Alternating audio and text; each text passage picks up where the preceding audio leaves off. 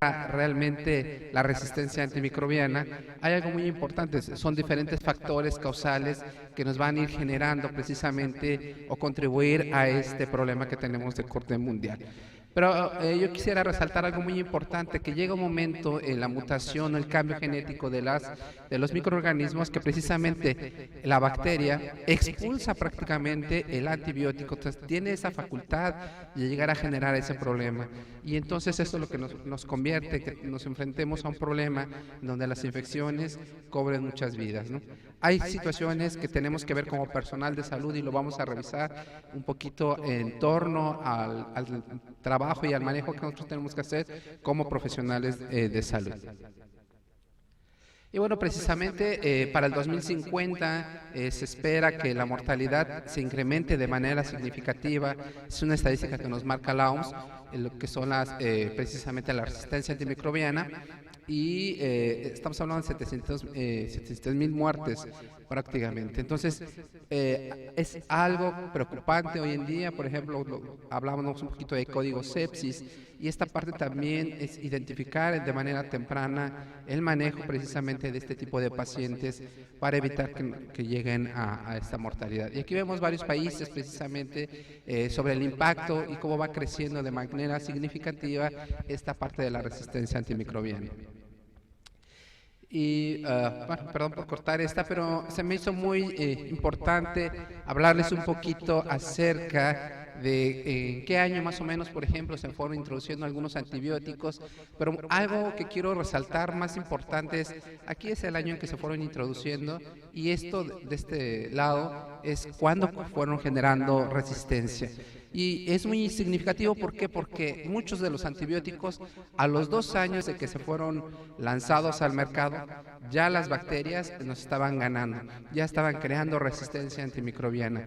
En algunos casos, como por ejemplo, tenemos por acá el Linezolid, que se lanza en el 2000 en el mercado, y prácticamente no crea una resistencia, sino una multiresistencia prácticamente a algunas bacterias. Entonces, esto realmente nos preocupa hoy en día como profesionales de salud, y es por ello que se tratan de buscar nuevas terapéuticas o nuevas medidas que favorezcan al mejoramiento y al restablecimiento de la salud de nuestros pacientes. Que hay muchos factores y tiene que ver los factores prácticamente del huésped. No nos podemos encontrar en la misma situación de pacientes crónico-degenerativos, en aquellas personas que tienen una inmunidad baja, inclusive, por ejemplo, en México hubo un brote de influenza hace ya algunos años de manera muy significativa, y preocupaba mucho inclusive el manejo de este tipo de pacientes por parte de los profesionales de enfermería. Yo les decía, el problema no es a veces la enfermedad tal cual, el problema son las características del huésped. De repente inclusive por ahí llegamos a tener en algunas unidades demandas porque las enfermeras se enfermaban, pero teníamos que buscar realmente cuál era el problema. Estamos hablando que enfermería generalmente trabaja 2, 3 turnos, obviamente no come bien, no descansa bien, todo esto nos va generando inmunosupresión de manera significativa, nosotros lo sabemos. Entonces a veces no es tanto el microorganismo, sino también las características del huésped lo que va a agravar precisamente este tipo de problemas y va a generar que sea más complicado, ¿no? Esa parte de la administración de fármacos de manera autónoma, porque la OMS creó este programa de que solamente los antibióticos bajo receta, porque anteriormente nos sentíamos mal con una gripita que decíamos, pues pásate 2 gramos de ceftriaxona, ya para mañana estás bien, ¿no? Y vamos generando más multiresistencia en nosotros mismos. Nos vamos automedicando de una manera que no es la más adecuada, ni con los tratamientos más fidedignos. Entonces, realmente esa es la parte que sí nos preocupa. A pesar de que llevamos un largo camino introduciendo diferentes fármacos que permitan ser cada vez más fuertes, con mayor amplio espectro, pues generalmente tenemos la contraparte, ¿no? Las bacterias que se van haciendo cada día más resistentes. Y bueno, inclusive aquí es importante retomar un poquito lo que nos habla 2017 acerca de las nuevas guías sobre código sepsis, sobre el manejo de la primera hora, y quiero resaltar dos situaciones importantes. Si bien tenemos que ver las características propias de cada uno de los hospederos, es importante que de repente no administremos antibióticos de forma indiscriminada. Si bien nos habla, por ejemplo, este Bandle sobre la administración de antibióticos de amplio espectro, porque a lo mejor de manera inmediata no sabemos a qué microorganismos nos estamos enfrentando, la parte fundamental es obtener cultivos antes de la administración de antibióticos, para que generalmente una vez que tengamos el resultado, podemos administrar el antibiótico más adecuado y ver realmente a qué es multiresistente. Hay muchos protocolos, por ejemplo, Argentina tiene unos protocolos muy importantes en donde la Acinetobacter baumannii lo han tratado inclusive con amicacina. Entonces, cuando en otras unidades hospitalarias estamos utilizando antibióticos de última generación. Entonces, esto es importante, el saber a qué microorganismos nos enfrentamos y a qué es resistente. Eso es una parte fundamental que es la que quiero rescatar precisamente de este Bandle, que tenemos que trabajar sobre ello. Y es parte aquí en donde genera el cuidado de nosotros como profesionales de enfermería, porque a veces no tenemos que esperar a que nos digan, inclusive, tómale un cultivo, tómale las muestras, etcétera. Nosotros tenemos que saber parte de los protocolos y empezar precisamente con esta parte de las acciones y del cuidado de enfermería.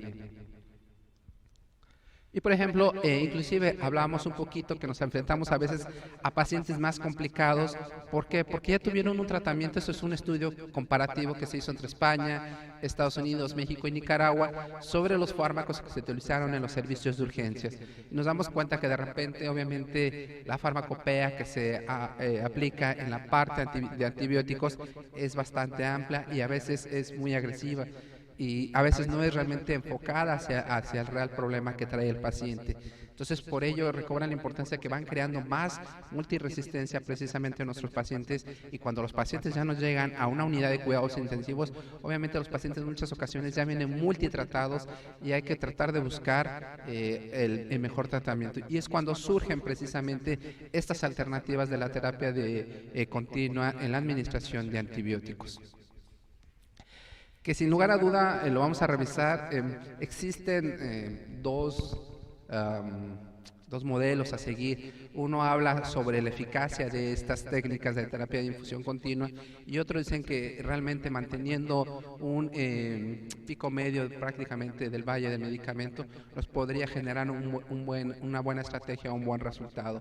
Creo que aquí lo importante es y radica en que realmente el medicamento se administre a la hora correcta, en forma adecuada y con las diluciones adecuadas. De repente esa parte de la polivalencia de la farmacia que tiene un paciente de cuidados intensivos es importante, pero también nosotros conocer con qué medicamento se inactiva, con qué medicamento se potencializa el efecto es imprescindible, porque de repente estamos pasando agua a los pacientes, de repente hay servicios, unidades, hospitales allá por Marte, en donde el paciente a lo mejor tiene 3 dosis y nos toca durante el turno nocturno y decimos, pues mejor las pasamos las 3 dosis juntas y ya que vaya pasando poco a poco. No es lo más adecuado, sino cumplir los tratamientos conforme a las dosis, a los horarios indicados. Y bueno, precisamente aquí, aunque no se alcanza a distinguir muy bien, hablamos de que debemos de retomar precisamente los protocolos en cuanto a estudios microbiológicos, en cuanto a la parte de hemocultivos, que nos permita conocer a qué fármacos son sensibles, a qué fármacos son resistentes, precisamente los microorganismos a los que nos estamos enfrentando. Por ejemplo, aquí nos da un resultado de una pseudomona y bueno, precisamente qué fármacos son los que tienen. Hay microorganismos que nosotros desde que llegamos, por ejemplo, hablando muy específicamente de la pseudomona, que nos da un olor muy característico y no me dejarán mentir, y a veces decimos, este paciente huele a pseudomona, ¿no? No, sin embargo, no podemos ir solamente por la parte clínica, sino también que tenemos que ratificar a través de los estudios. Hoy en día que también surgen medidas acerca de tomar un hemocultivo, no solamente en pico febril. Recordemos que, por ejemplo, un paciente en sepsis no siempre nos va a dar hipertermia, también nos puede dar datos de hipotermia, y es aquí en donde precisamente tenemos que marcar el estándar diferente de no solamente un hemocultivo en pico febril, porque si realmente el paciente está en un shock séptico y nos está manifestando hipotermia, pues jamás vamos a encontrar el pico febril.